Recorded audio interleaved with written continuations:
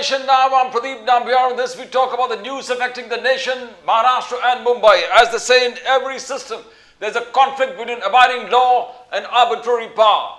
The test for every democracy. It stands or it falls according to its own choice. Whether to give supremacy to the law or to the will of the people. Whether to constitute a moral association maintained by duty or physical one, kept together by force.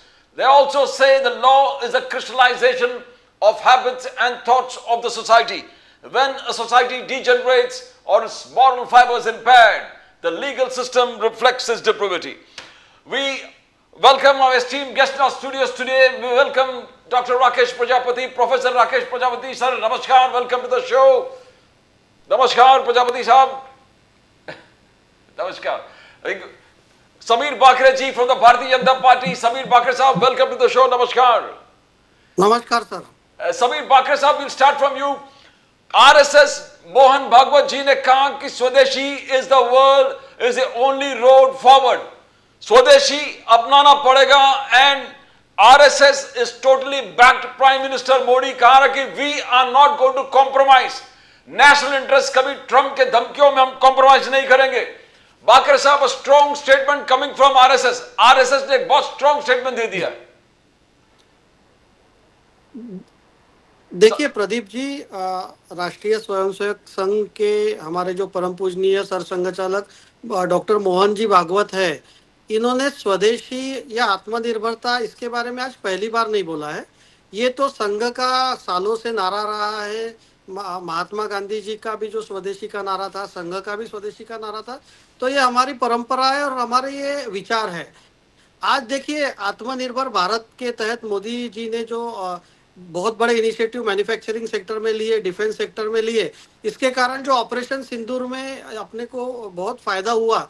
आज सब पूरे भारत ने देखा कि आत्मनिर्भर भारत की क्या हमारी स्ट्रेंथ है। तो इसके लिए आज आप देख रहे हैं कि डॉक्टर मोहन जी भागवत का जो स्टेटमेंट है, और इस परिप्रेक्ष्य में देख रहे हैं कि आज अमेरिका भी टैरिफ की बात कर रहा है और हमारे डिफेंस में भी आज आत्मनिर्भरता आई है। तो हमें चाहिए कि स्वदेशी अपनाएं, और मोदी जी ने कहा है कि vocal for local. Doctor Bhagwat साहब ने भी, अगर आप उनका पूरा एड्रेस सुनिए, तो उन्होंने ये कहा है कि स्वदेशी ये मतलब नहीं है कि हम लोग किसी देश से व्यापार नहीं करेंगे। स्वदेशी का मतलब है कि जहां तक हो सके हम हमारी चीजें हमारे देश से खरीदे, जहां जरूरत की चीजें हैं हम वो लेके आए। तो अंतरराष्ट्रीय बाजार पेट तो रहेगी, इंटरनेशनल ट्रेड रहेगा, लेकिन कोई सख्ती से करे तो ये हमको मंजूर नहीं है, क्योंकि हमारा भारत की एक सिविलाइजेशन है, एक संस्कृति। और स्वदेशी के तहत आज देखिए, स्वदेशी के तहत मेक इन इंडिया हमारा जो इनिशिएटिव है, आज पूरा इलेक्ट्रॉनिक सेक्टर आज भारत में आईफोन से लेके सब चीज बन रही है।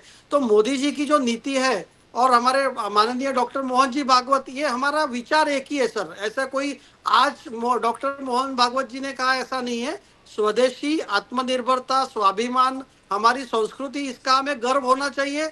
और हम हमारे देश की बनी हुई वस्तुएं अगर खरीदे तो यहाँ रोजगार भी मिलेगा, यहाँ रेवेन्यू भी खड़ा होगा, और जहां तक हो सके हम हमारी आत्मनिर्भरता करें।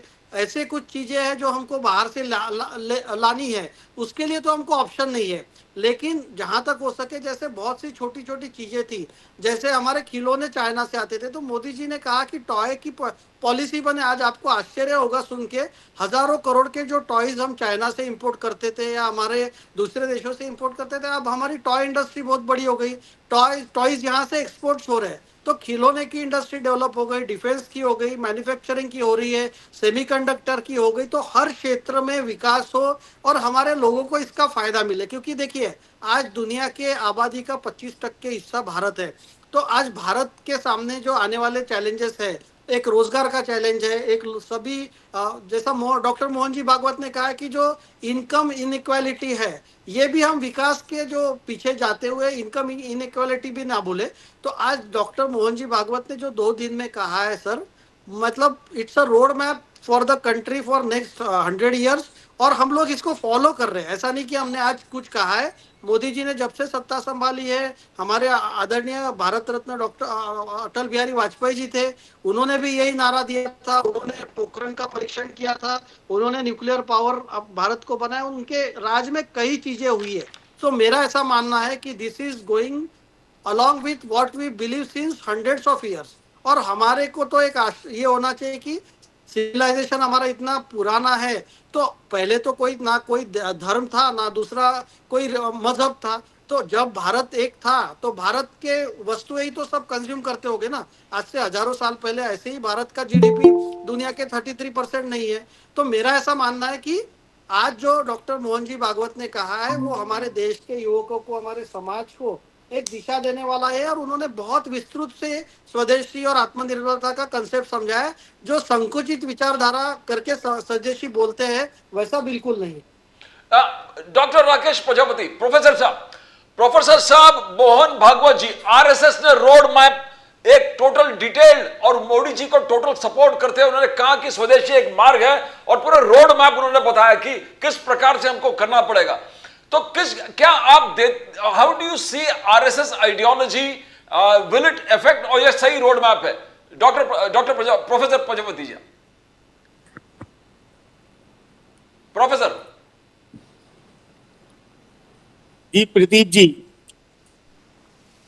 जिस तरीके से मोहन भागवत जी का बयान आया है, निश्चित रूप से अगर इनके बयान पर लोग माने तो देश को फायदा होगा।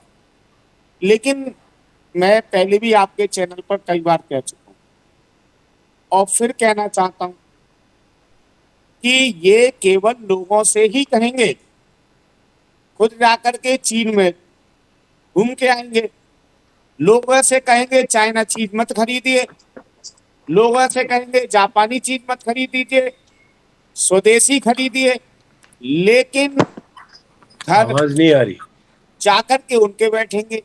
चाइना आंखें दिखाता है, आखिर चाइना से ऐसी क्या मजबूरी है कि व्यापारिक रिश्ते क्यों नहीं कम किए जा रहे हैं?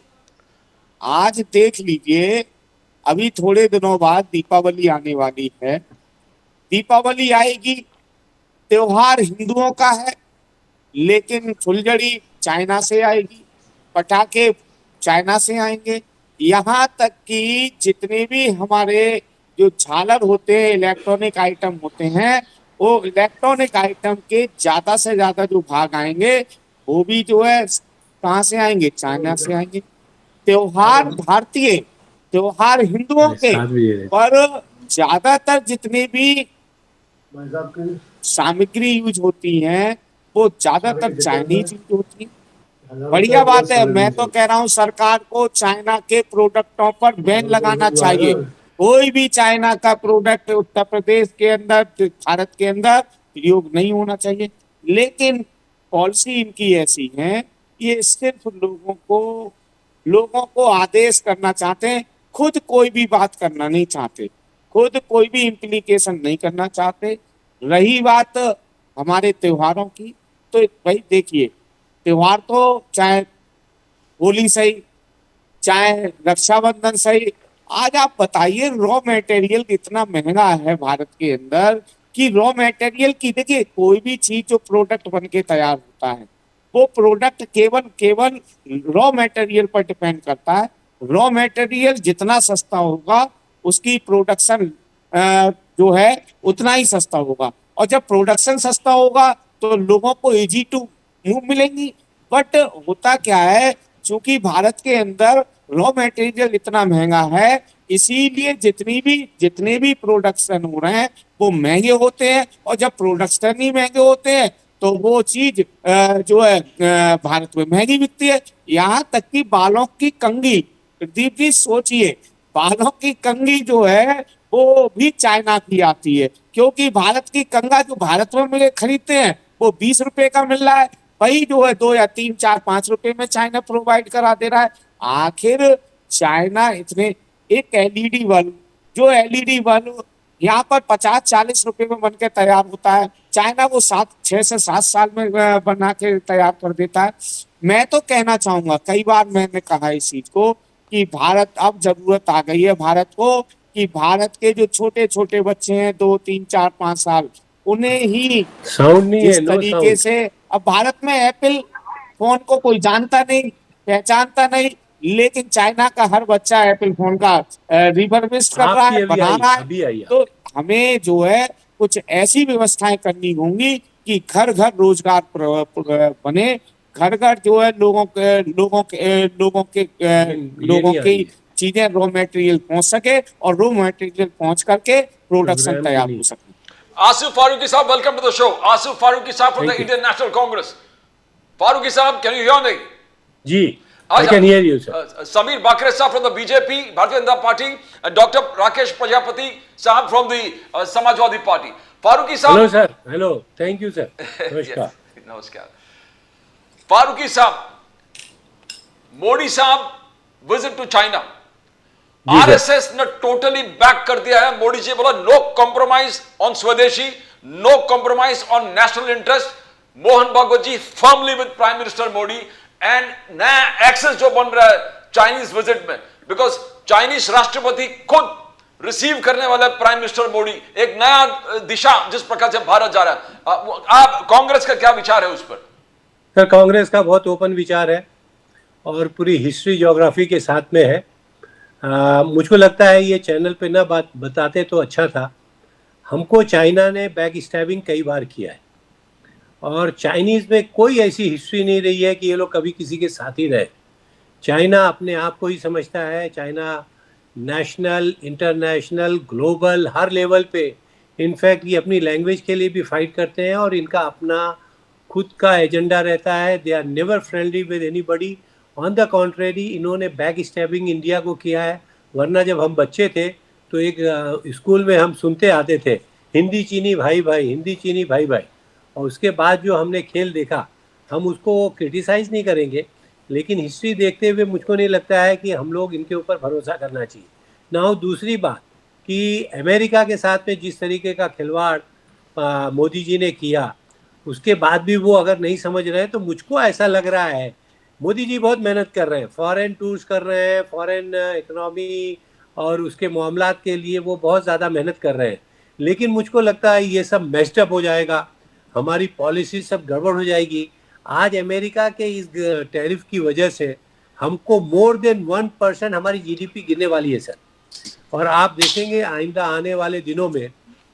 Can you hear me sir? बोलिए बोलिए फारूकी साहब बोलिए। हाँ, तो 1% से ज़्यादा हमारी जीडीपी गिर जाएगी सर। हम लोग कहाँ पे रहेंगे? हमारी क्या हालत होगी? हमारी सिचुएशन क्या हो जाएगी? हमारे जितने दाम जो है इतने बढ़ जाएंगे और हमारा यहाँ का महंगाई इतने चरण ऑलरेडी छू रही है। तो इस तरीके से हम लोग मेहनत करें, चाइना जाएं और चाइना के ऊपर भरोसा कर ले। चाइना वो अपने लिए काम करता है और मैंने देखा है कि अमेरिका ने पास में हमारी बहुत मदद की। ऑल्दो हमारे बड़े टफ रहे, हम उसके साथ पार्टनरशिप करते थे, न कि हमने कभी किसी कंट्री को ये एहसास होने नहीं दिया कि हम मार्केट हैं। हम उनको बोलते थे हम बिजनेसमैन हैं और हम आपके साथ पार्टनरशिप करेंगे। कुछ लोगों ने हमको बैक स्टैबिंग भी किया, उसके नताइज भी देखे, भुगते हमने। लेकिन हमेशा इंडिया की पॉलिसीज, फॉरेन पॉलिसीज बहुत फर्म रही हैं और उसमें हम अगर 100% नहीं तो 99% हम सक्सेसफुल रहे अपने मामलात को लेके और विद डिग्निटी रहे हैं सर। आप पिछले प्राइम मिनिस्टर को देखें, पिछली गवर्नमेंट को देखें, इंक्लूडिंग अटल जी को मैं बोलूँगा। अटल जी के आप वो देखें। हम इस वक्त जो है ये कांग्रेस और बीजेपी गवर्नमेंट की बात नहीं कर रहे हैं, हम अपनी पॉलिसीज़ की बात कर रहे हैं, उस फॉरेन पॉलिसी की, और जिसका इम्पेक्ट हिंदुस्तान के अवाम के ऊपर, शहरियत के ऊपर होता है, जिसका इम्पैक्ट हमारी मार्केट के ऊपर होता है और जिससे हमारी इकोनॉमी चलती है। तो मुझको लगता है कि अटल जी की भी पॉलिसी आप देख लीजिए, बहुत फर्म थे और विद डिग्निटी थी।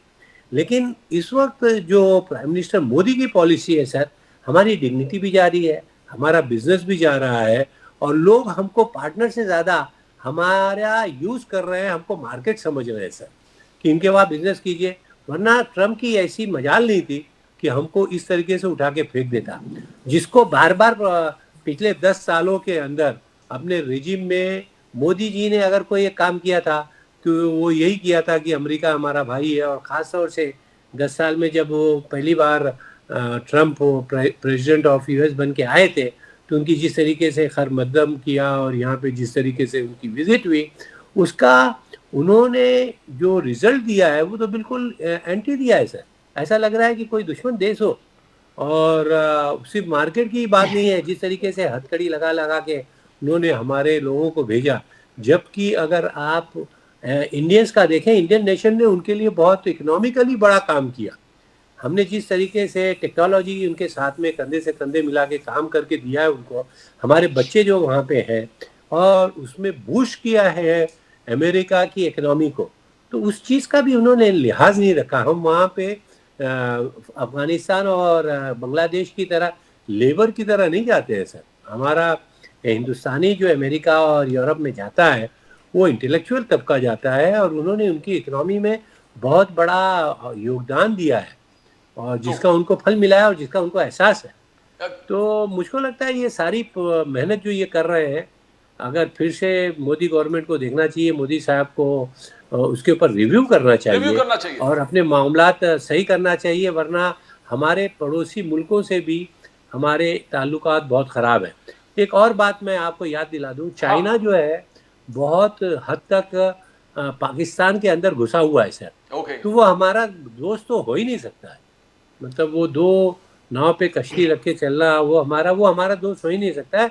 रह गया सवाल मोदी जी को कुछ उसमें नजर आ रहा हो और वो कुछ बिजनेस कर पा रहे हैं तो अच्छी बात है।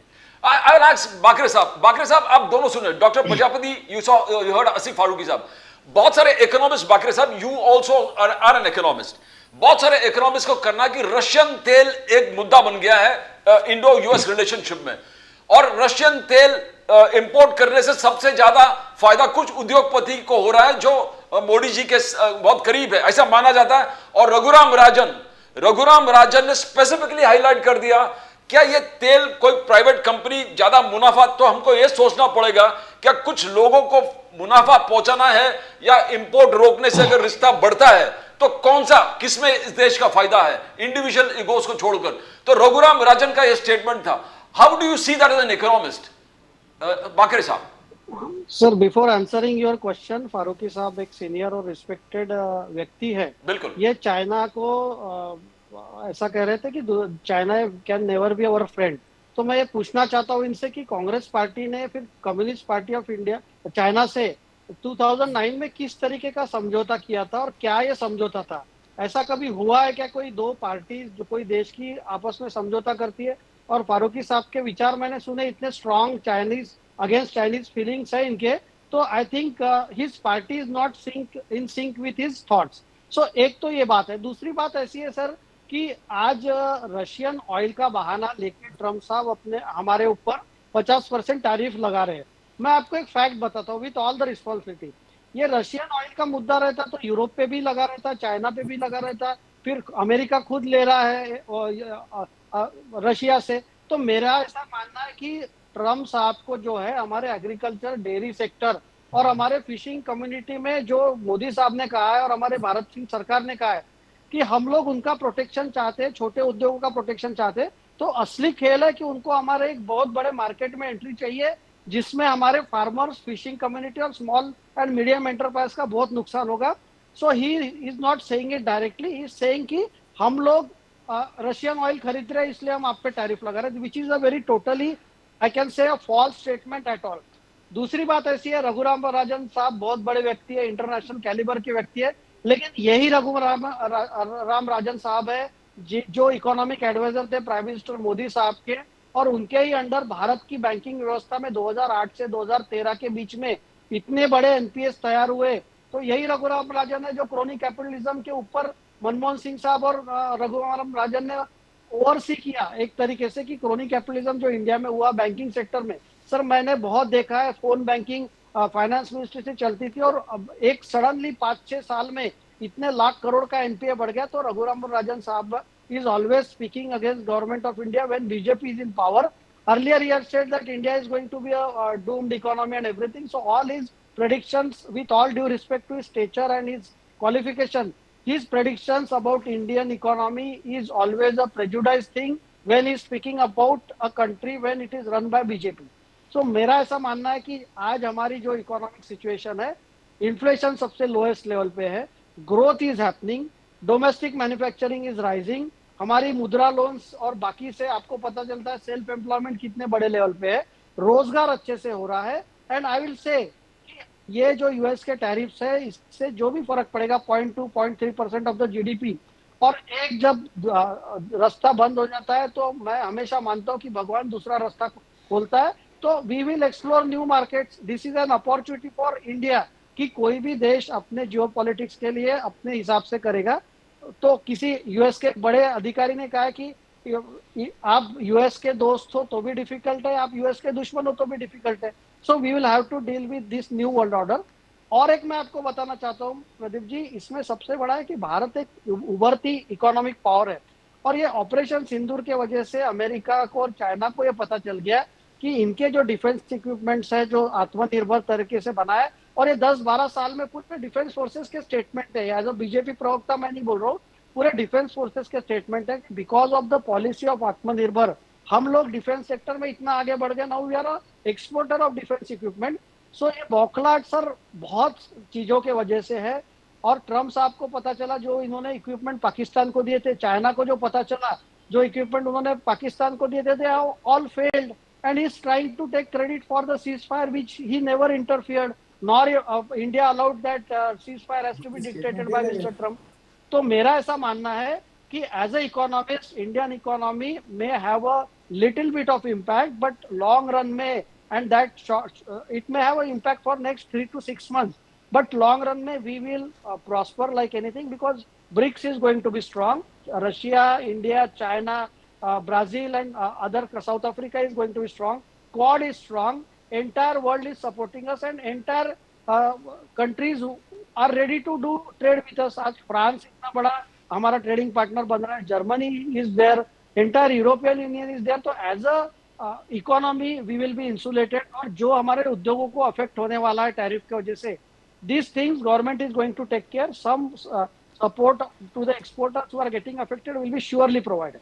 डॉक्टर साहब, डॉक्टर प्रोफेसर प्रजापति साहब, आप दो मुद्दे पर बात कीजिए। एक तो यह है कि जैसे रघुराम राजन ने कहा कि अगर रशियन तेल से कुछ उद्योगपति को फायदा बहुत हो रहा है, अगर वो कैलकुलेट करके देश को कितना नुकसान हो रहा है उसको कैलकुलेट करे और उस पर पॉलिसी डिसाइड करे इंडिया, देश के प्रधानमंत्री और पूरे जो हमारे इकोनॉमिक पावर्स है, तो उस पर तो आप इस प्रकार से कैसे देखते हो? क्या ईगो बीच में आना चाहिए? कुछ उद्योगपति, रघुराम राजन का कहना है कि कुछ उद्योगपतियों को फायदा हो रहा है रशियन तेल का, मगर उसको आप कैलकुलेट करो यूएस टैरिफ से कितना नुकसान हो रहा है कैसे? अरे कुछ उद्योगपति नहीं, अंबानी को फायदा हो रहा है, बोलिए ना सर, एक ही शख्स को फायदा हो रहा है। हाँ, वही इंपोर्ट कर रहा है, 2011-12 साथ में उनके जो भाई बंधु अंडर हैंड टेबल देश होता के होगा, अंदर अब किसको हो रहा है वो आप अडानी का समझते नाम होंगे, बहुत कम लोग उसमें जानते मेरे पास होंगे। ओपन नाम बहुत नहीं कम है, लोग होंगे लेकिन जो अगर जो अडानी का इंपोर्ट नाम की बात है तो रिलायंस कर रहा है, रिलायंस को फायदा हो रहा है 12-13 सर, के बाद और उसको भी वो लोग संभाल नहीं अडानी सर, मैं आपको के बताता नाम हूं, से उन्होंने पूरे हिंदुस्तान की इकोनॉमी गड़बड़ करके रख दी है सर। पहले मैं आपको बताता हूं, डॉक्टर प्रजापति मुझसे बोल रहे हैं, बोलिए डॉक्टर प्रजापति साहब। जी जी, रघुराम राजन जी ने जो कहा है बिल्कुल ठीक कहा है। मैं प्रदीप जी ये कहना चाह रहा था कि सन 2010-11 से पहले अडानी के नाम को शायद ही कोई जानता होगा। आवाज नहीं आ रही। ये हमारे साथी भाजपा के प्रवक्ता जी समीर जी बैठे हुए हैं, यही बता दें इन्होंने पहली बार अडानी का नाम कब सुना।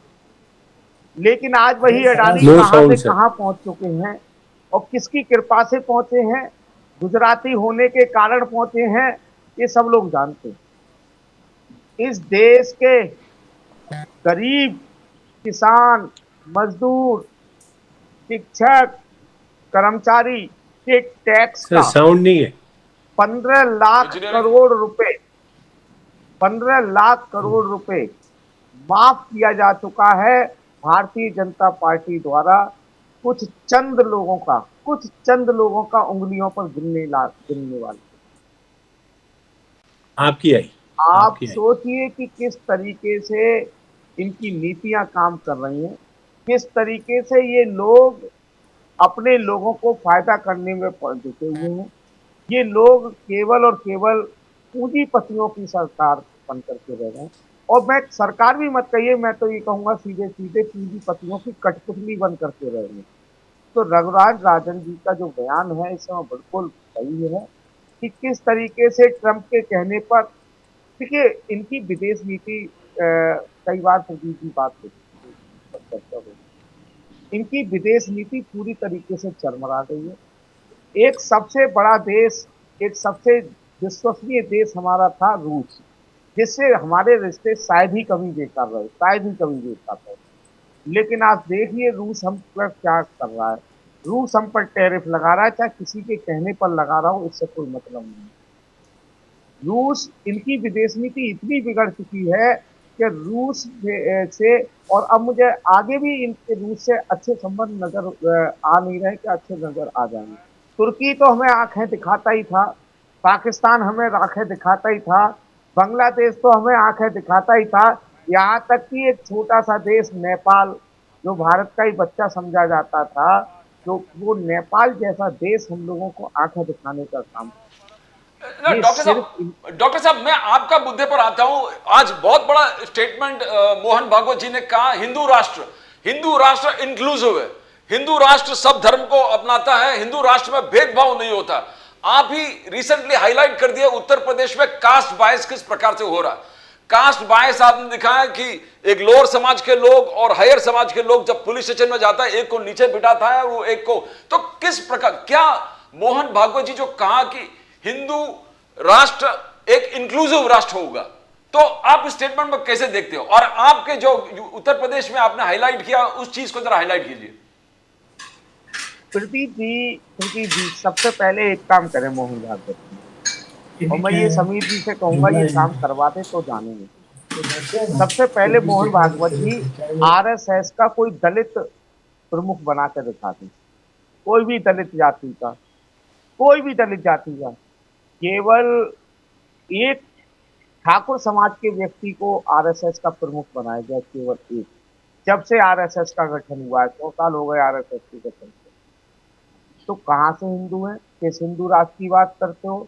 कौन से हिंदू राष्ट्र की बात करते हो? भैया पहले हिंदू राष्ट्र बनाना है तो अपने संगठन में तो बना लो, अपने अपने प्रमुख ही बना दो। लेकिन ये केवल लोगों के लिए हिंदू की बात करते हैं। लेकिन जैसे कि आपने ही बताया कि अभी कई घटनाएं उत्तर प्रदेश के अंदर हुई है, बहुत सारी घटनाएं उत्तर प्रदेश के अंदर हुई है, कि जैसे ही दलित समाज का व्यक्ति, पिछड़े समाज का व्यक्ति, शोषित समाज का व्यक्ति न्याय मांगने जाता है तो उसे नीचे बिठाया जाता है, जमीन पर बिठाया जाता है, बाकी सबको आराम से कुर्सी दी जाती है। आज भी घोड़ी चढ़ने पर, मूछें रखने पर ना जाने कितने दलितों का सम्मान नहीं हो रहा है, कितने दलितों का अपमान हो रहा है। अभी एक पीछे घटना हुई थी डिस्ट्रिक्ट उन्नाव के अंदर, कि एक शिक्षक किसी के घर जाता है, किसी बच्चे के, जब उसके गार्जियंस को पता चलता है कि ये शिक्षक दलित बिरादरी का है, तो उस गिलास को जो पानी पी लिया था उसको गालियां देकर के उस घर से निकाला जाता है। बताइए, शिक्षक को घर से बाहर निकाल दिया जाता है। इस देश के अंदर वर्ण व्यवस्था, जाति व्यवस्था के नाम पर हजारों नहीं कई सदियों तक दलितों के साथ, पिछड़ों के साथ, मजलूमों के साथ, महिलाओं के साथ, शोषितों के साथ शोषण हुआ है। और जब तक इस देश के अंदर शोषण इस तरीके से होता रहेगा, मुझे नहीं लगता कि हिंदू कभी एक हो पाएगा, मुझे नहीं लगता कि देश हिंदू राष्ट्र बन पाएगा। अगर हिंदू राष्ट्र बनाना है तो सबसे पहले एक काम करें, मोहन भागवत जी अपने जो लोग हैं उनसे कहें कि किसी वाल्मीकि के घरों पर शादी करना शुरू करें, रोटी बेटी का संबंध प्रारंभ करें, तभी तो हिंदू राष्ट्र एक होगा, वरना हिंदू राष्ट्र कोरी कल्पना है और इससे ज्यादा कुछ नहीं। Bakra साहब, now whatever you call it, Trump tariffs, Ernst and Young international जो एजेंसी है, रेटिंग एजेंसी और ऑडिट एजेंसी, उन्होंने कहा कि India is going to be the probably the third largest, second biggest economy. Ernst and Young ने कहा कि $34 trillion economy bye 2038 उनका एस्टिमेट है। यह स्टेटमेंट आप किस प्रकार से देखते हो? Because you are an economist. Ernst and Young कह रहा है कि in spite of the tariffs India will be second largest economy. Bakre साहब, देखिए प्रदीप जी, भारत देश की जो जीडीपी की ग्रोथ है वो सबसे फास्टेस्ट ग्रोइंग है, और ये जो मोदी जी आए तब से पूरे डेवलपिंग कंट्रीज में सबसे फास्टेस्ट है। आप किसी से भी कंपेयर कीजिए तो हमारी भारत की जो जीडीपी की दर वृद्धि है वो सबसे फास्टेस्ट है। सो आज अर्नेस्ट यंग जो बोल रहे हैं, हमारे मोदी जी तो उसके पहले बोल रहे हैं कि 2047 में हमारा विकसित भारत होने वाला है। तो हम लोग जो 2038 में जो सेकंड लार्जेस्ट इकोनॉमी हो गए, तो ये तो फैक्ट है कि हम जिस तेजी से जा रहे हैं उस तेजी से तो ये जरूर होना है। लेकिन मैं उसके पहले फारूकी साहब और प्रजापति जी ने कुछ बोला, उस पर जवाब देना चाहता हूँ। बिल्कुल बिल्कुल। प्रजापति जी ने शायद डॉक्टर मोहन जी भागवत का पूरा संबोधन नहीं सुना है। उन्होंने यही कहा है कि पूरे समाज के हर घर में, हर मतलब जो हर वर्ग है वो एक साथ आना चाहिए, और ये संघ में कोई जाति व्यवस्था नहीं है। प्रजापति जी आज हम नहीं कर रहे, जब 100 साल पहले नहीं सुनिए ना, सुनिए प्रजापति जी मेरी बात सुनिए। प्रजापति जी मुझे बोलने दीजिए, आपके बारे में नहीं बोला मैं। डॉक्टर साहब मैं आपके पास आता हूँ, उनको बोलने दीजिए। यही तो आपकी आदत है, आपकी पार्टी को दूसरा व्यू सुनना ही नहीं है।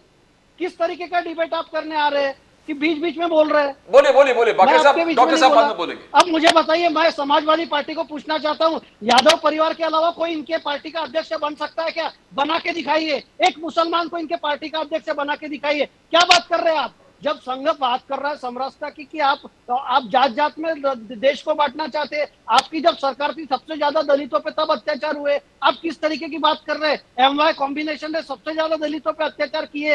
ये आपका इतिहास रहा है। आप स्वर्गीय मुलायम सिंह जी के फैमिली के अलावा किसी को बना के दिखाइए, मैं चैलेंज करता हूँ। और संघ में किसी की जाति नहीं पूछी जाती। हमारे यहाँ दलित समाज से लेके ओबीसी लेके हर समाज के हर क्षेत्र के लोग हैं। हमारे मुस्लिम बांधव भी हमारा राष्ट्रीय मुस्लिम मंच है। तो आपको ना दिखता है, और हिंदू राष्ट्र कोई हिंदू का नहीं है। डॉक्टर मोहन जी भागवत ने क्लियर कहा है कि ये सब हमारे ही है, कोई बाहर से नहीं आया है। सिर्फ बाहर से एक मजहब आया, उनको अपनाया गया है। तो हमारे सबके जो पूर्वज है एक ही है, और हिंदू धर्म का है विश्व का कल्याण है। कोई आपके खिलाफ यूज करना है कि किसी धर्म के खिलाफ नहीं है। आप मोहन जी भागवत के बारे में और पढ़िए और उनका संबोधन सुनिए। दूसरा, आज प्राइम मिनिस्टर हमारे मोदी जी जो है वो देश के ओबीसी प्राइम मिनिस्टर है।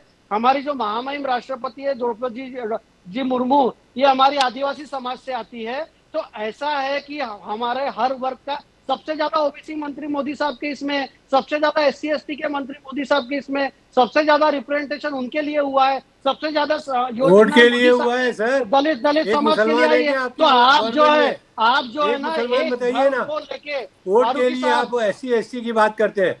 आपको मालूम है उस मुसलमान का वोट नहीं मिलेगा तो आपने एक भी डॉक्टर बाबा साहेब आम्बेडकर हमारे भारत रत्न को जो तकलीफ दी है, आपने 43 साल उनको भारत रत्न नहीं दिया है। आपने उनको 2 चुनाव हराए हैं। उन्होंने इस्तीफा दिया था संसद से, उनको अपना रेजिग्नेशन लेटर के बारे में बोलने नहीं दिया संसद में। आपने उनको बाहर प्रेस कॉन्फ्रेंस करनी है। तो डॉक्टर बाबा साहेब आम्बेडकर जी को सबसे ज्यादा तकलीफ कांग्रेस पार्टी ने दी है। और आज जब इनके पैरों के नीचे के जमीन गई है तो आपको डॉक्टर बाबा साहेब आम्बेडकर की याद आ रही है। और पे बात कीजिए सर, कहाँ पीछे पहले दिन से हमारे दलित जवाब की बात की है। कहाँ चले गए आप? अस्पृश्यता कोई नहीं है। आपकी क्या बात कर रहे हैं आप लोग? आप कांग्रेस पार्टी जो है, कभी राहुल गांधी जनेऊधारी ब्राह्मण बनते हैं, कॉन्स्टिट्यूशन तो उनका मानते नहीं है। आप चले गए। अरे कॉन्स्टिट्यूशन क्या, आपकी इंदिरा गांधी जी ने 1975 में इमरजेंसी लगाई थी, तब कहाँ था आपका कॉन्स्टिट्यूशन? आपने 76 में कॉन्स्टिट्यूशन बदला है। तो आप कॉन्स्टिट्यूशन और संविधान के बारे में बात करें, अच्छा नहीं लगता है, अच्छा नहीं लगता है।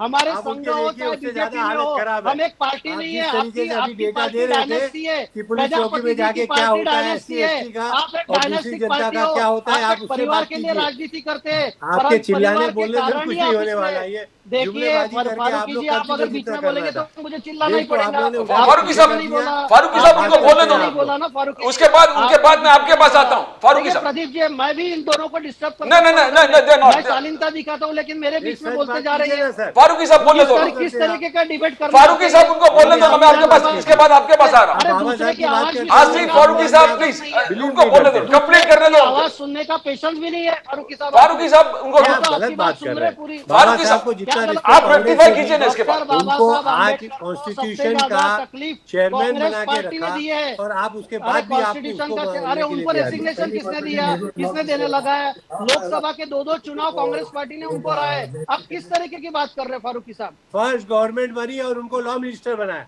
आप कैसी बात तो करते हैं? रिजाइन करने बाकी पड़ा ना, आप रिजाइन आप करना पड़ा ना घसी-पिटी उनको। बातों को करते क्यों हैं, रिजाइन हराया, करना पड़ा? जिताया, फलाना आप किया। बताइए क्यों रिजाइन करना पड़ा डॉक्टर बाबा साहब अम्बेडकर को? उनका रेसिग्नेशन आपके के एसपी बारे में उनको मुखर्जी को स्टेटमेंट कैबिनेट के अंदर लिया। संसद में आपको उनको ये सब स्टेटमेंट समझ, देना था, उनको आपके पास देने डेटा नहीं नहीं दिया है सर, आपने। आप ऐसी आप किस तरीके की बात कर रहे हैं करते फारूकी हैं। साहब? आपने हमारा डॉक्टर बाबा साहब अम्बेडकर को विचार इतने साल दबा के रखा, 43 साल लगे। आपने अपने परिवार को भारत रत्न दिया आप और पहले 43 साल जब कॉन्स्टिट्यूशन को बचा के रखिए, आप लोग उसी भाजपा में बिलीव नहीं समर्पित जब करते। सरकार आई तब उनको भारत रत्न दिया गया। जिसको बाबा मोदी साहब के नाम ने से है, मोदी साहब ने उसमें आप उनके बिलीव हर नहीं करते स्थल उस का एक स्मारक कॉन्स्टिट्यूशन को। बनाया है।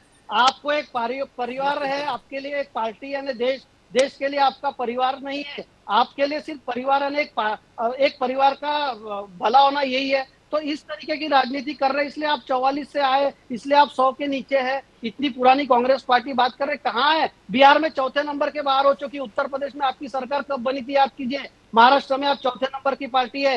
हिंदुस्तान में 50% के ऊपर के 50% के वो जो ऊपर आजकल जो पेटी चोर हो प्रदेश रहा है ना, उसमें वो कांग्रेस सब पार्टी करके आप कुछ भी कर खत्म हो सकते हैं गई। सर। अरे मैं चैलेंज वो बंद करता हूँ कीजिए आपको, आप। वोट चोरी प्रूव करके दिखाइए। आप वोट वो चोरी चोरी प्रूव करके बंद दिखाइए। कीजिए, प्रेस उसका कॉन्फ्रेंस जवाब दे दीजिए जरा। सबूत देना पड़ता आप है। इतनी कोर्ट ने बातें कर आपको रहे बार-बार हैं रिजेक्ट किया तो है। पेटी चोरी फारूकी करके साहब, कुछ भी कोर्ट कोई भी ने हो आपको सकता है। बार-बार रिजेक्ट किया है। आप संविधान पे बिलीव नहीं करते, इसलिए कोर्ट पे नहीं बिलीव करते, ना इलेक्शन कमीशन पे बिलीव करते। आपकी कोई संवैधानिक संस्था पे आपका विश्वास नहीं है। तो किस तरीके का संविधान मानते? राहुल गांधी बोलता है मेरा वर्ड है फाइनल है। सुप्रीम कोर्ट में 5 बार माफी मांगा है। सबसे बड़ा माफी भी राहुल गांधी अगर है। इलेक्शन सबसे कमीशन को लगता बड़ा है तो वो माफी भी कोर्ट राहुल जाए, गांधी है। राहुल सबसे बड़ा गांधी के ऊपर माफी केस भी राहुल करे। गांधी है। हर क्यों चीज इतना में माफी ओपन बोल मांगना रहे ना पड़ रहा है मोदी जी? भाई। क्यों नहीं वो ट्रम्प को अरे जवाब दे हर बार देते? माफी मांग रहा है आप वो। इतना सुप्रीम सिंदूर कोर्ट में सिंदूर कर 5 रहे बार हैं, माफी एक मांगी है, बार भी 5 जवाब बार दिया, ये आप बोल 5 रहे बार हैं। माफी मोदी मांगी जी ने है। तो कभी भी फारूकी ट्रम्प का साहब, जवाब दिया। संविधान का सबसे ज्यादा अपमान कांग्रेस पार्टी ने किया है। सबसे ज्यादा स्टेट गवर्नमेंट बरखास्त कांग्रेस पार्टी ने अरे की आप है। इकोनॉमी की सबसे बात ज्यादा कीजिए। संविधान, अरे फारूकी इकोनॉमी साहब तो उनको मैं बता रहा कंप्लीट, हूँ। मैं आपने आपके पास संविधान आता की हूँ बात की इसके तो बाद। आपको कहाँ संविधान से समझा सर रहा हूँ। किसी को भी फारूकी लेके साहब आते हैं सुनिए, खाली ये फारूकी साहब हिंदू सुनिए ना, मुसलमान दो मंदिर मिनट उनको मस्जिद कंप्लीट इसी करने दो। के चक्कर में फारूकी चलता साहब उनको है। कंप्लीट करने दो, आपके पास आ रहा हूँ। फारूकी साहब please wait for some time, I am coming back to you. बोलिए बोलिए बाकरे साहब, बोलिए, कंप्लीट कीजिए। जितना बोल रहा है बोल लीजिए आप। बोलिए बाकरे साहब, प्लीज गो ऑन। बाकरे साहब, have you lost him? Engineering? He's freezing. Okay, बोलिए फारूकी साहब, बाकरे साहब का टेक्निकल इशू हो गया है, आप बोलिए। नहीं सर, मुझको ऐसा लगता है कि हमारे पास, हम लोग बहुत इकोनॉमिस्ट नहीं है और हम लोग के पास कोई बहुत इतना बड़ा जहन नहीं है कि हम लोग डेटा के रख के बात करें। अच्छा एक फारूकी साहब, आज के कंप्लीट 2 मिनट में, फारूकी साहब 2 मिनट में बाकरे साहब को कंप्लीट करने दो, फिर मैं आपके पास आता हूं। बाकरे साहब complete in 2 minutes what you want to say. Fine, बोलिए बाकरे साहब। बाकरे साहब complete, then I will go to Farooqui साहब। आपका जो सवाल था सर इकोनॉमी का, यस यस, फारूकी साहब बोले अभी। चलो फारूकी साहब बोलिए, फारूकी साहब गो ऑन। सर मुझको ये है कि हम लोग बहुत बड़े इकोनॉमिस्ट नहीं है। हाँ, आप पूरे देश और पूरे वर्ल्ड की इकोनॉमी की बात कर रहे हैं। आपको याद होगा कि कोल्ड वॉर के अंदर भी किस तरीके से, मैं ये नहीं कहूँगा खाली कांग्रेस गवर्नमेंट, उसमें अटल बिहारी वाजपेयी जी की भी गवर्नमेंट थी बीच में, इन लोगों ने भी, अमेरिका और रशिया के बीच में कोल्ड वॉर थी, लेकिन जिस तरीके के रिलेशन इन्होंने मेंटेन किए, मतलब मार्वलस काइंड ऑफ रिलेशनशिप, कि यहाँ रशिया से भी दोस्ती थी, वहाँ अमेरिका से भी दोस्ती थी और सारे काम काज करते थे। कभी इस किस्म का कोई ख्याल भी नहीं आया। ट्रम्प जैसे भी वहाँ के प्रेसिडेंट आए हैं, उससे ख़राब भी आए हैं जो हमारे लिए बड़े ख़राब हो सकते थे। लेकिन ऐसी क्या बात हो गई सर कि आज जो है हम हर देश से दुश्मन नज़र आते हैं। छोटा सा देश अफगानिस्तान है, छोटा सा देश नेपाल है। नेपाल को अगर ये हिंदू मुसलमान की बात करते हो तो हिंदू देश है, वहाँ भी हमारे रिलेशंस अच्छे नहीं हैं। पाकिस्तान और उसकी बात तो छोड़ ही दीजिए, हम तो उसको देखना भी नहीं चाहते हैं, ये सब धोखेबाज लोग हैं। लेकिन क्या वजह है कि हमारे मोदी जी के रिलेशनशिप न होने की वजह से आज जाके आप चाइना की बात करते हैं? मुझको ऐसा लगता है अभी तो हमको कोई नुकसान दिख नहीं रहा है ऐसे डायरेक्ट, लेकिन आप ये बात मान के चलिए, चाइना जो है एक बहुत बड़ा बिजनेस वाला मुल्क है। वो सिर्फ बिजनेस करने जानता है, वो आपकी इकोनॉमी और उसके अंदर कोई इंटरेस्ट नहीं है। और दूसरी बात, जहाँ तक आप सवाल कर रहे हैं कि देश की बहुत बड़ी इकोनॉमी होने वाली, बिल्कुल सही है, लेकिन आपको अंदाज़ा है कि ये इकोनॉमी चंद लोगों के हाथ में जा रही है। आपके खुद का डेटा है, 85 से 90 करोड़ लोगों को आप अनाज बांट रहे हैं। सर, जब 90 करोड़ लोगों को आप अनाज बांट रहे हैं, इसका मतलब है कि जनरल पब्लिक यहाँ पे बहुत गरीब है। तो क्या आप चंद लोगों को अमीर बना के वर्ल्ड लेवल पे आप बड़ी इकोनॉमी बन जाना चाहते हैं और यहाँ के देशवासियों को गरीब रखना चाहते हैं?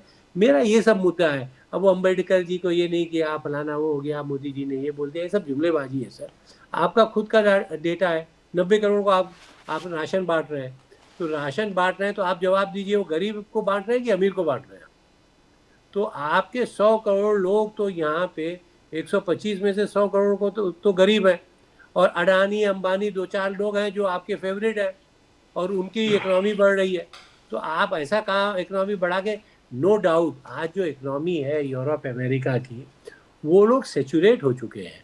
उन लोगों ने अपना अचीव कर लिया दुनिया में, ज़िंदगी में जो करना था। उनके हर लोगों के पास मकान हो गया, अच्छी सड़कें हो गई, उनके पास एक मिनिमम खाने के लिए एक हो गया, हर देशवासी उनका एक बेर मिनिमम उनकी चीज़ें हैं। लेकिन हमारे देश में आज भी 85% लोगों के पास घर रहने के लिए घर नहीं है, खाने के लिए नहीं है। ये आपका डेटा बोल रहा है। लेकिन आप बोल रहे हैं तो 2028 में हम वर्ल्ड की सुपर पावर हो जाएंगे, ट्रिलियन डॉलर इकोनॉमी हो, बिल्कुल हो जाएगी। लेकिन किसके लिए होगी सर? वो 2-4 लोगों के लिए होगी। आप उसमें ज़रा ध्यान दीजिए। मेरी बात को आप नेगेटिव या कांग्रेस और बीजेपी इस टाइप से मत लीजिए, एक अच्छे देशवासी की तरह से लीजिए कि ऐसा क्यों हो रहा है कि आप 100 करोड़ लोगों को राशन बांट रहे हैं और फिर इकोनॉमी मिलियन ट्रिलियन डॉलर और थर्ड इकोनॉमी लार्जेस्ट की बात कर रहे हैं। आपको कोई इस तरीके से नहीं होने देगा। ये तो आपको दूसरे लोग मार्केट जोड़ रहे हैं, क्योंकि उनको अपना सामान यहाँ बेचना है। आपके पास यहाँ खरीदार मौजूद है, वो लेंगे, वो यूज़ करेंगे, क्योंकि बहुत ज़्यादा आपके पास पॉपुलेशन है, उसका आपको बेनिफिट मिल रहा है। लेकिन जो उसका देशवासियों को मिलना चाहिए था, एक एक लोग यहाँ अमीर हो जाते, हर लोग के पास मकान हो जाता, एक बेसिक एमिनिटी उनकी लिविंग हो जाती, वो चीज़ नहीं हो पा रही है, जिसका हमको खेद है sir. Thank you. Doctor I'll come back to Bakri साहब because देना चाहता हूँ छोटा सा हाँ, छोटा सा के बारे में। बोलिए Bakri साहब, then I'll go to doctor Prajapati. Farooqui साहब ने 2-3 सवाल पूछे, उसका मैं बहुत तथ्यों के साथ जवाब देना चाहता हूँ। फारूकी साहब ने कहा कि आप 80 करोड़ लोगों को या 90 करोड़ लोगों को अनाज दे रहे। तो फारूकी साहब मैं आपको बताना चाहता हूँ कि पिछले 10 सालों में मल्टी डिसिप्लिनरी पॉवर्टी से 30 से 35 करोड़ बाहर आ गए। तो आज हमारे जो हम अनाज दे रहे वो पूरे गरीबी रेखा के नीचे नहीं है। लेकिन आपको समझना पड़ेगा, आप एक मैच्योर्ड व्यक्ति है, कि अगर कोई आईसीयू में एडमिट है व्यक्ति, तो उसको आप डायरेक्ट हॉस्पिटल से डिस्चार्ज नहीं देते, उसको आईसीयू से लेके आपको जनरल वार्ड में लाना पड़ता है। तो जो गरीबी रेखा के बाहर निकला है व्यक्ति, उसको कुछ सालों का सपोर्ट सरकार का रहा तो वो अपना जीवन अच्छे से व्यतीत कर सकता है। तो 90 करोड़ लोग कोई गरीबी रेखा के नीचे नहीं है। और आपके नॉलेज के हिसाब से हमारा जो पर कैपिटा इनकम है लास्ट 10 साल में डबल हो गया है। हर चीज में भारत की ग्रोथ हो गई है। और आप जो सिर्फ एक अडानी अंबानी का नाम लेते हैं ना, देखिए फारूकी साहब, अगर आप पार्टी छोड़ के बात कर रहे हैं तो आप मुझे बताइए अडानी और अंबानी का जीडीपी में क्या शेयर है?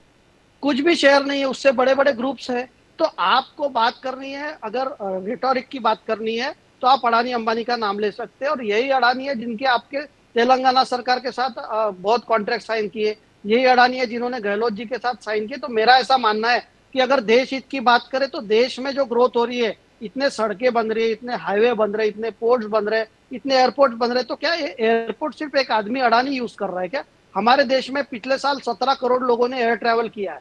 तो ये कौन लोग हैं? ये तो मध्यम वर्ग के लोग हैं, ये थोड़े से जो मध्यम वर्ग से बाहर पर आए वो लोग हैं। तो हमारे मोदी साहब जो का एक ही मंत्र है कि गरीबी रेखा से लोगों को बाहर करना। और जब विकसित भारत बात कर रहे हैं, इसीलिए बात कर रहे हैं कि हमारे देश के नागरिक के हर नागरिक का इनकम बढ़े। और आप आज बताइए फारूकी साहब मुझे और प्रदीप जी, क्या देश में अपॉर्चुनिटी बढ़ी नहीं है क्या? क्या आप बोल रहे हैं कि बाहर के लोग हमारे आना चाहते हैं क्योंकि हमारी बहुत बड़ी मार्केट है?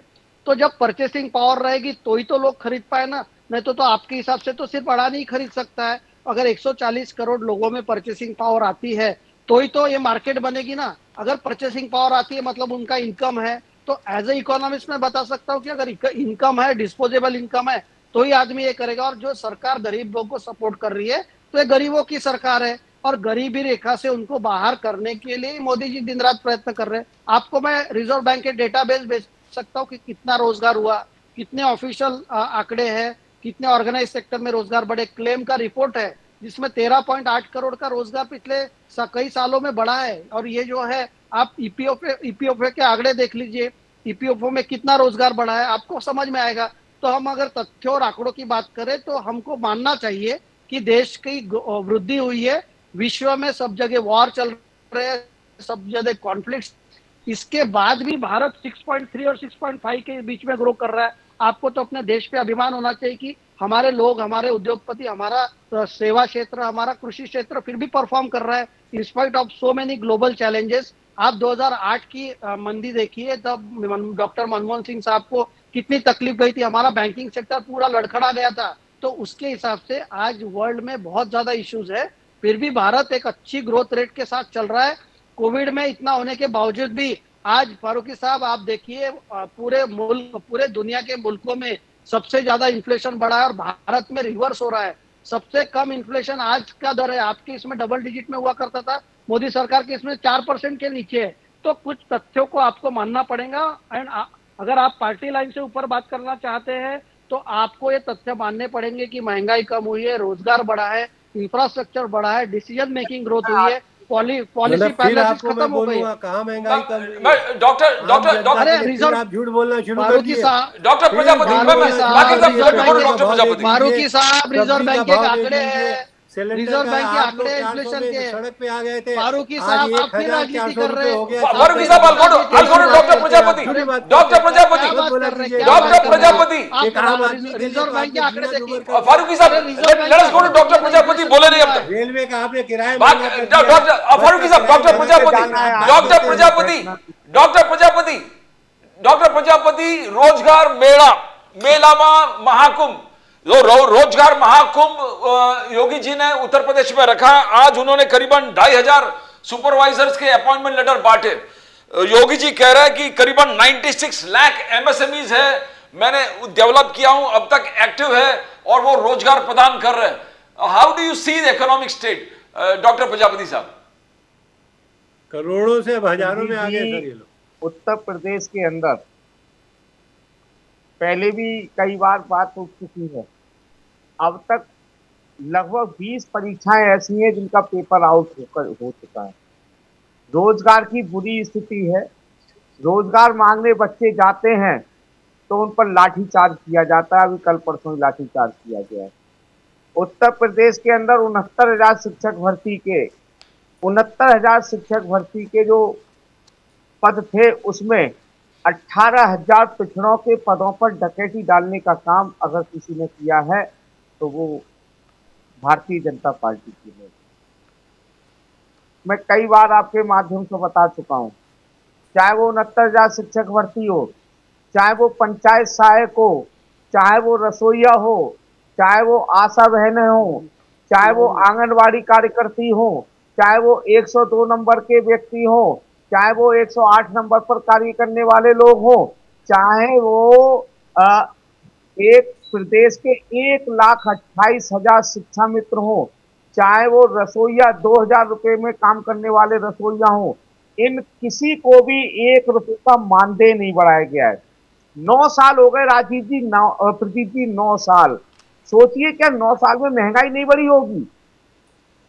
अगर पर कैपिटल इनकम बढ़ी है तो ये बताइए कि 9 साल में कोई महंगाई बढ़ी होगी, नहीं बढ़ी होगी? पिछले 9 साल में इन संविदा कर्मियों का, ये सारे मैंने संविदा कर्मी बता दिए, पंचायत सहायक, शिक्षा प्रेरक, आशा बहनें, आंगनवाड़ी,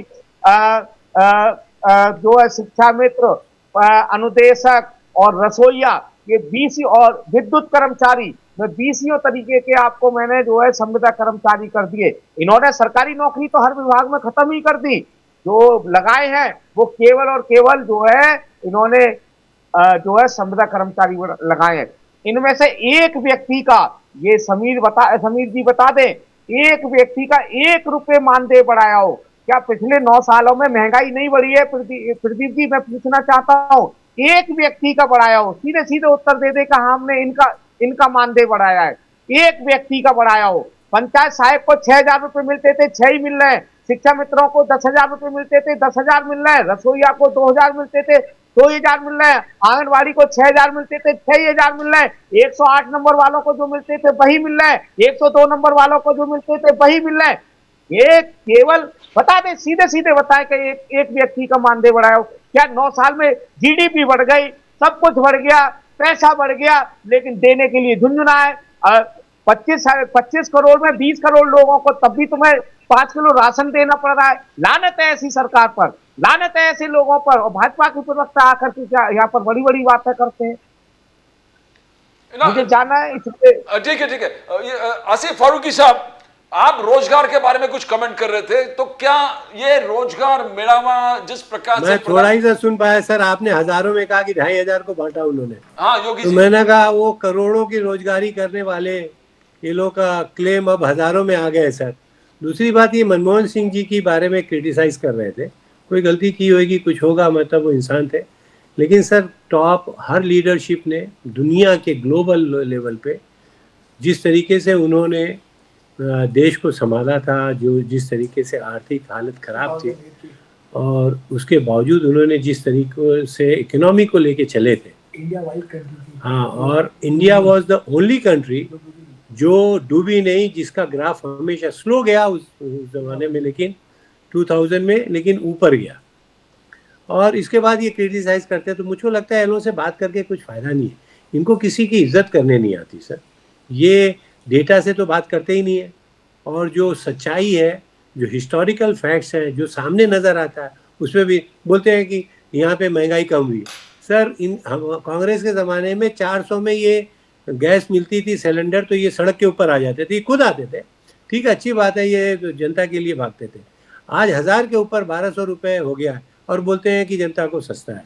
चाहे 60 रुपये 40 रुपये पेट्रोल के भाव थे, आज 120 रुपये हो गए सर, उसके बाद बोलते हैं सस्ता हो गया।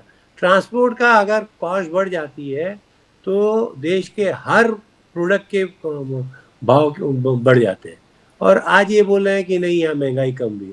तो ये सब बात करके क्या फ़ायदा है सर? ये ना डेटा इनके पास है, ये झूठ बात करते हैं और मानेंगे नहीं और हुज्जत शुरू कर देंगे। तो मुझको लगता है इनको ज़रा ज्ञान दीजिए कि भाई ये देश के लिए अगर वो सच्ची बात करते हैं तो इन सब चीज़ों का ध्यान दें। और जब सबसे हारने लगेंगे तो बोले आपने इमरजेंसी कर दिया, आपने ये हाथ भूल गए।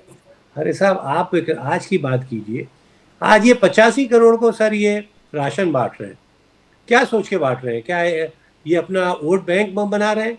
ये खुद बोल रहे हैं कि नहीं ये आर्थिक उससे ऊपर आ गए। हमको लगता है ये गरीबों को बांट रहे थे, लेकिन इनकी बात से तो लग रहा है कि नहीं ये तो अमीरों को भी बांट रहे हैं, तो कल से हमको भी राशन भेज दिया करेंगे। बेकार बात है सर, ये 85 करोड़ को राशन क्यों बांट रहे हैं? क्योंकि जनता गरीब है यहाँ की। आज देखिए यहाँ का हर जो अच्छे लेवल का आदमी है वो देश छोड़ के जा रहा है। 21,000 एप्लीकेशंस पड़ी हुई है दुबई के अंदर सर, बड़ी फैमिलीज जो वहाँ पैसा लगाना चाहते हैं। 21,000 फैमिलीज है सर, ये डेटा मैं दे रहा हूँ, आप यहाँ पे एम्बेसी में पता कर लीजिए, जो यहाँ के करोड़पति लोग हैं। तो इसका मतलब है कि ये देश के अंदर लोगों ने इसको बिजनेस की एक अपनी मार्केट समझ लिया है, इस देश से प्यार नहीं है। वही चाइना भी कर रहा है, वही अमेरिका भी कर रहा है। अमेरिका ने 50% 100% टैरिफ लगा के ये प्रूव कर दिया कि हम आपके दोस्त नहीं हैं और आपसे हम कमाना चाहते हैं, जिसमें छोटे लेवल के जितने बिजनेसमैन हैं, खासतौर से जेम्स ज्वेलरी वाले, टेक्सटाइल वाले, स्टील वाले, इस किस्म के, ये सब मर जाएंगे सर, और उनको बहुत फिक्र है इस बात की। और जिससे देश की आर्थिक इकोनॉमिक कंडीशन जो है ख़राब होगी सर। वोट चोरी पर कुछ कहना क्या? Then I will go to Bakre साहब फॉर द समय। वोट चोरी में राहुल गांधी जी ने आरोप लगाया है कि करीबन 4,300 करोड़ डोनेशंस गए हैं अनोनिमस पॉलिटिकल पार्टीज को, और इलेक्शन कमीशन खुद इन्वेस्टिगेट करे। मैं कोई एफिडेविट नहीं दूंगा और इलेक्शन कमीशन मुझसे एफिडेविट ना मांगे। मैं आपको प्रूफ दे रहा हूं। राहुल जी का कहना है, कल के रैली में उन्होंने कहा 4,300 करोड़ डोनेशंस गुजरात में अननोन पॉलिटिकल पार्टीज को दिया है, इलेक्शन कमीशन इन्वेस्टिगेट करना चाहिए। वोट चोरी, फारूकी साहब। हाँ सर, तो ये तो बहुत अच्छी बात है ना, किसी ने जो काम इलेक्शन कमीशन को करना चाहिए, ये आदमी पब्लिक में आके ओपन बात कर रहा है, तो उनको इन्वेस्टिगेट करना चाहिए सर। ये तो बहुत अच्छी बात है। हर ऑर्गेनाइजेशन में एक डिपार्टमेंट रहता है कि आपको कुछ पसंद नहीं आया, कोई आपको इन्फॉर्मेशन देनी है तो आप दीजिए। राहुल जी तो पब्लिक में आके हर बात बोल रहे हैं और चैलेंज करके बोल रहे हैं, कोई सुनने के लिए तैयार नहीं है। इलेक्शन कमीशन बोले आप उसमें विश्वास नहीं करते। अरे इतनी बड़ी बड़ी बातें वो बोल रहे हैं, डेटा दिया है सर उन्होंने निकाल के, और ये कुछ उसके ऊपर करना नहीं चाहते। तो मुझको लगता है कि ये सब बहुत बेकार की बातें हैं, और ये लोग इस बात को समझेंगे नहीं, और इसको ये सब चीज़ों की वजह से सर ये आगे आने वाले दिनों में देश की हालात और बहुत ख़राब हो जाएंगे। और मुझको लगता है बीजेपी भी नहीं, ये मोदी जी जो है ये इनको अपना पर्सनल एजेंडा है। 2 टर्म कर चुका हूँ, तीसरा टर्म कर रहा हूँ, चौथा टर्म भी मैं आ जाऊँगा। तो वो देश की पूरी हालत खुद न सिर्फ अपोजिशन को बल्कि इनके अपने लोगों को भी डरा धमका के अपनी ये सत्ता में रह के काम कर लेना चाहते हैं, और हर तरीका इन्होंने यूज़ कर लिया। चोरी का जो इल्ज़ाम है सर वो प्रूफ के साथ में है, क्यों नहीं वो इन्वेस्टिगेट करते? इनके पास पूरी मशीनरी है, गवर्नमेंट है, उसको यूज़ करके उनको तो सोचना चाहिए कि इतना बड़ा इल्ज़ाम एक अपोजिशन लीडर लगाता है, और वो एफिडेविट किस चीज़ का मांग रहे हैं? एक जिम्मेदार शख्स है, वो कई बार का एमपी है, अपोजिशन लीडर है, पार्लियामेंट में जाके प्राइम मिनिस्टर और होम मिनिस्टर के साथ में बैठता है, तो एक जिम्मेदार शख्स है, उसको आप इस तरीके से नकार नहीं सकते। तो उनकी बात को बहुत ही जिम्मेदारी के साथ लेना चाहिए, और मुझको लगता है उसको इन्वेस्टिगेट करना चाहिए। बाकरे साहब, are you there? Sameer Bakre, मैं फारूकी साहब एक चीज आप पे ध्यान में रखना चाहता हूं। किरण रिजिजू ने आरोप किया है Rahul Gandhi ji Bakre, I just finish this and come back to you. एक रोड शो करते हैं और 5 फॉरेन ट्रिप में गायब हो जाते हैं, घूमते हैं, दुनिया भर घूमते हैं Rahul Gandhi ji. You want to comment something on that Farooqui साहब? किरण रिजिजू ने आरोप लगाया। तो क्या बीजेपी का पैसा यूज कर रहे हैं वो? और क्या उनके ऊपर रेस्ट्रिक्शन है? आप क्या चाहते हैं कि यहाँ पे जो आप चाहें वो खाए, जो आप चाहें वो पहने? ये सब बंद करें, ये लोग बकवास और फालतू की बातें। वो हाँ, और ये सब अटेंशन डाइवर्ट करने का जो मेन मुद्दा है उस पर ध्यान ही नहीं देते, और वो जाके फॉरेन ट्रिप कर रहे हैं। तो क्या मोदी जी उसका पैसा भर रहे हैं? ये सब बकवास बातें हैं सर। उनको कहिए कि जो मुद्दा है उसके ऊपर वो। बाकरे साहब, respond to that please. Bakre साहब, या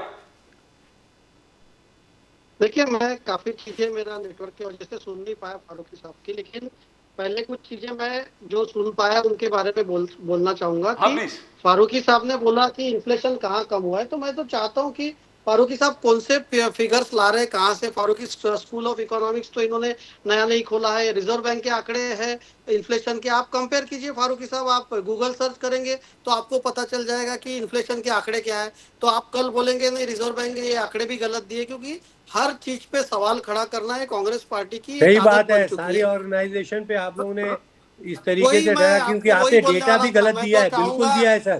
देयर आर प्रूफ्स कि आपने डेटा गलत दिया हुआ है, उसको भी प्रूव किया है हम लोगों ने। फारूकी साहब, आपके पार्टी की फितरत हो गई है। नहीं, फितरत नहीं, क्योंकि आपकी पार्टी की फितरत है कि आप लोग इतना है कि डेटा भी आप गलत देते हैं। आपको जरा भी उस चीज का एहसास नहीं है कि 2 मिनट फारूकी साहब, 2 मिनट सुनिए ना। आपके बीच में नहीं बोला था। 2 मिनट सुनिए, फिर मैं आपके पास आता हूं। बोलिए। आपके बीच में नहीं बोला फारूकी साहब। बोलिए बाकरे साहब, बोलिए। मैं तो इतनी शालीनता से आपका सुन रहा हूँ। बोलिए बाकरे साहब, बोलिए। आप अगर देखिए फारूकी साहब, leave apart everything, just compare the figures of inflation as per Reserve Bank of India latest figures. आपको मैं 20 साल के आंकड़े भेज दूंगा, सबसे लोएस्ट पे है। दूसरी बात ऐसी है कि आज जो आपने वापस गरीबी का मुद्दा, आप गरीबों का अपमान मत कीजिए। जो लोग नीचे आए उनको आज अनाज का सपोर्ट मिल रहा है, इस तरीके से चलने में उसकी मदद है। वो क्या अमीर हो गए भाई साहब, और क्या डायरेक्ट अमीर हो गए क्या?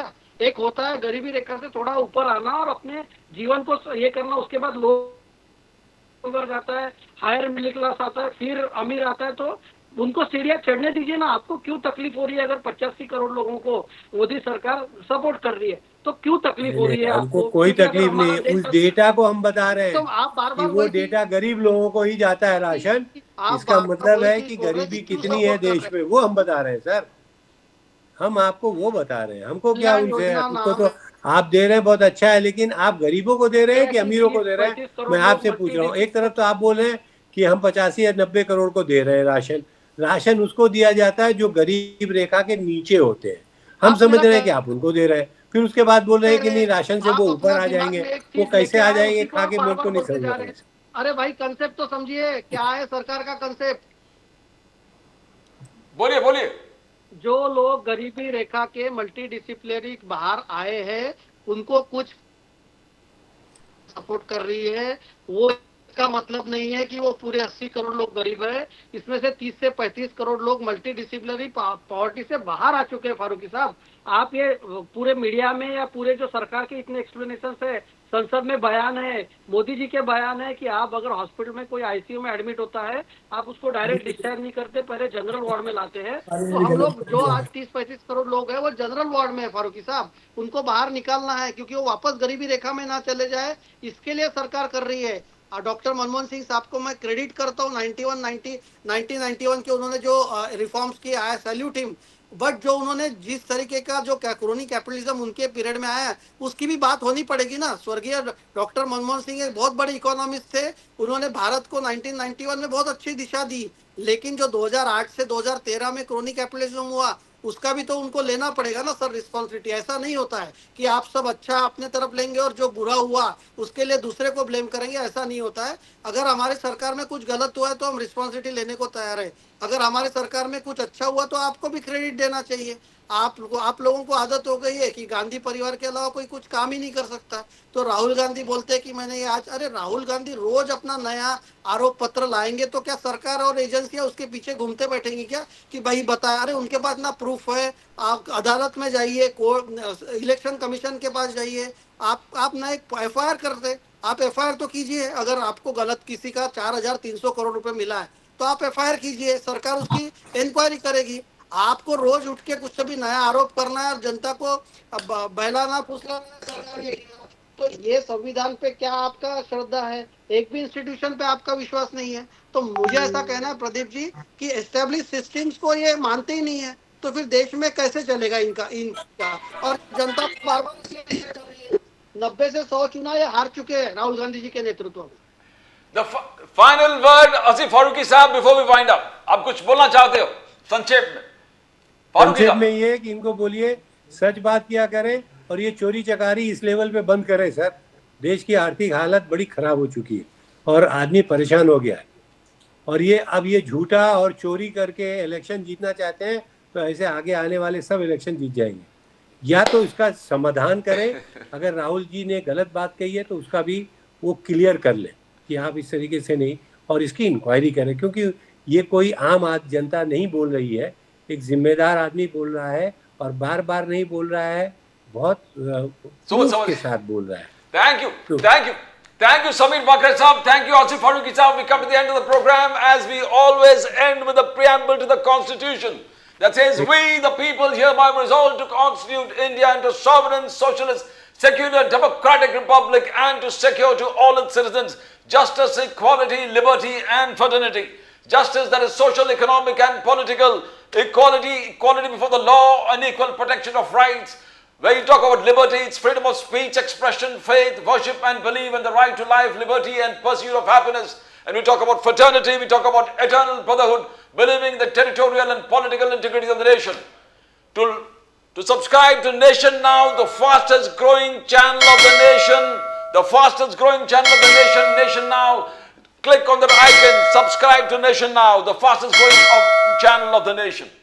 And we always believe it's the fundamental duty of all political parties and their political leaders to see that they come together to preserve and protect the foundations of the Constitution. To preserve and protect the foundations of the Constitution, because if the Constitution survives, the Republic survives, and if the Republic survives, the people of the Republic survive. That's all from Pradeep Nambiar. Nation Now will come again tomorrow with more news from the center, Maharashtra and Mumbai. Till then, it's bye for now.